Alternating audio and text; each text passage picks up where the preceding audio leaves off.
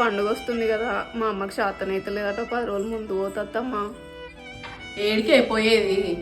పని ఎవరు చేస్తాడు, అప్పాలు ఎవరు చేస్తారు? పండగ రేపనంగా ఓ పని అంతా చేసి. A few minutes later. Hello బిడ్డ, ఎట్లున్నావే?